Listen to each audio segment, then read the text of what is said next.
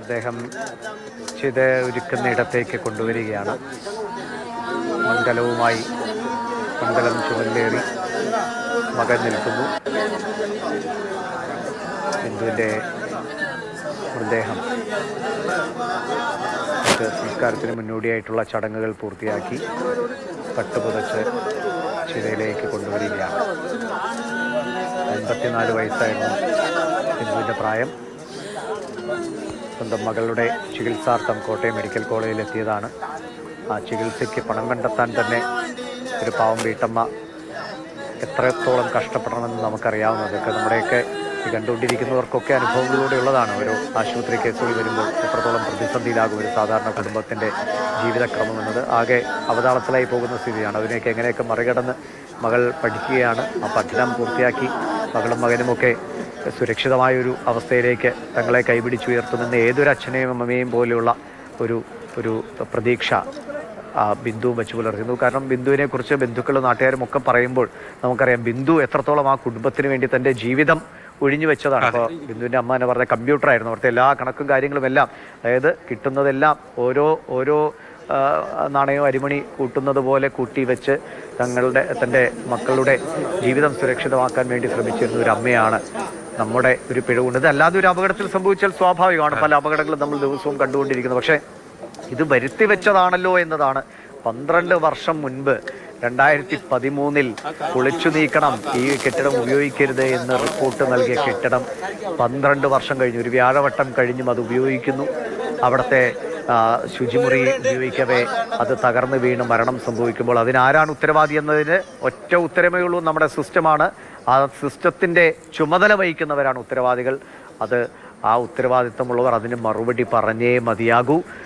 അവരെന്തൊക്കെ മറുപടി പറഞ്ഞാലും നഷ്ടത്തിന് പരിഹാരമല്ല. പക്ഷേ ആ കുടുംബം നേരിടുന്ന ഈ ഒരു ദുഃഖസ്ഥിതിയിൽ അവർക്കൊപ്പം ചേർന്ന് നിൽക്കുക എന്ന സാമാന്യ മര്യാദ പോലും നമ്മുടെ മന്ത്രിമാരടക്കമുള്ളവർ കാണിച്ചില്ലല്ലോ എന്നത് ഏറ്റവും വിഷമകരമായ കാര്യമാണ്.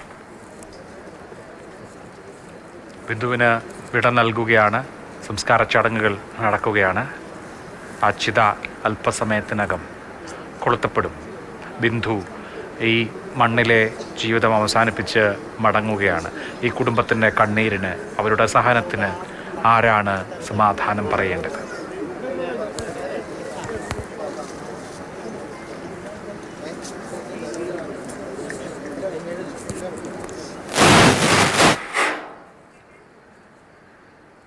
ചിതയൊരുക്കലാണിനി. കലവുമേന്തി മൺകലവുമേന്തി മകൻ നവനീത് അവിടെയുണ്ട്. നവമി പൊട്ടിക്കരഞ്ഞുകൊണ്ട് അമ്മയ്ക്ക് വിട ചൊല്ലി. അത് നാട്ടുകാരാകെ നമ്മളോട്, സാധാരണ മാധ്യമങ്ങളോട് പ്രതികരിക്കുമ്പോൾ പോലും ആളുകൾ വിങ്ങിപ്പൊട്ടുന്ന അല്ലെങ്കിൽ ഇടറിപ്പോകുന്നത് നമ്മൾ കണ്ടതാണ്. നമ്മളെല്ലാവരും കൂടെ ചേർന്നാണെങ്കിലും അവരെ മുന്നോട്ട് കൊണ്ടുപോകുമെന്ന് ഒരമ്മ നമ്മളോട് പറയുന്നത് നമ്മൾ കേട്ടതാണ്. അപ്പോൾ അത്രയേറെ നാട്ടുകാരുമൊക്കെ, അല്ലെങ്കിൽ നമുക്കറിയാമല്ലോ, നമ്മുടെ ഒരു പ്രതിസന്ധിയെ മറികടന്ന് പോകുന്നവരോട് സ്വാഭാവികമായിട്ട് നമ്മൾക്കുണ്ടാകുന്ന ഒരു അനുഭാവം, നമ്മളവരോട് ചേർന്ന് നിൽക്കുക. ഇപ്പോൾ നമുക്ക് പണം കൊണ്ടോ അല്ലെങ്കിൽ മറ്റു കാര്യങ്ങൾ കൊണ്ടോ സഹായിക്കാൻ കഴിഞ്ഞില്ലെങ്കിലും മനസ്സുകൊണ്ട് അവർക്കൊപ്പം ഉണ്ട് എന്നൊരു തോന്നലുണ്ടാക്കുന്നത് അവർക്ക് നൽകുന്ന ഊർജം അത് വളരെ വലുതാണ്. അത് നമ്മൾ ജീവിതത്തിൽ അനുഭവിക്കുന്നതാണ്. ഓരോ പ്രതിസന്ധി ഘട്ടത്തിലും നമ്മുടെ പ്രിയപ്പെട്ടവർ, നമ്മുടെ സുഹൃത്തുക്കളൊക്കെ നമുക്കൊപ്പമുണ്ട് എന്ന് തോന്നുമ്പോൾ നമ്മൾ ആ പ്രതിസന്ധിയെ മറികടക്കാൻ നമുക്ക് കിട്ടുന്ന ഒരു ഊർജം, അതുപോലെ തന്നെ ആ ഒരു കരുത്തായിരുന്നു നമ്മുടെ സർക്കാർ ഇപ്പോൾ പ്രകടിപ്പിക്കേണ്ടത്. ഈ നിമിഷം ആരോഗ്യമന്ത്രിയോ അല്ലെങ്കിൽ മന്ത്രി എൻ വാസവനോ അല്ലെങ്കിൽ മന്ത്രിതലത്തിൽ നിന്ന് ആരെങ്കിലും അവിടെ ഉണ്ടായിരുന്നുവെങ്കിൽ, അവരെ ഒന്ന് ചേർത്ത് പിടിച്ചിരുന്നുവെങ്കിൽ നമുക്ക് ഇത്രയേറെ സങ്കടത്തോടെയും പ്രതിഷേധത്തോടെയും ഈ കാര്യം പറയേണ്ടി വരില്ലായിരുന്നു. ഇത് വളരെ വൈകാരികമായ ഒരു വിഷയം തന്നെയാണ്. ഒരുപക്ഷെ വാർത്തയുടെ നീതിന്യായങ്ങൾക്കപ്പുറത്തേക്ക് മാനുഷികമായ ഒരു മനുഷ്യൻ പ്രതിസന്ധിയിൽ പെട്ടുപോകുമ്പോൾ നമ്മളെല്ലാം ഈ സർക്കാർ സംവിധാനത്തിലാണല്ലോ വിശ്വസിക്കുന്നത്. എന്ത് വന്നാലും പോലീസ് സ്റ്റേഷനിൽ പോകുമ്പോൾ ഈ പോലീസ് നമ്മളെ രക്ഷിക്കും എന്ന പ്രതീക്ഷയോടെയാണ് ഓരോ സാധാരണക്കാരനും മുന്നോട്ട് പോകുന്നത്. അവൻ എന്തൊക്കെ അനീതി നേരിട്ടാലും അതിനെ ചോദ്യം ചെയ്യാൻ ഈ സംവിധാനം ഇവിടെ ഉണ്ട് എന്ന പ്രതീക്ഷ ഇപ്പോഴും നമ്മളിലുണ്ട്.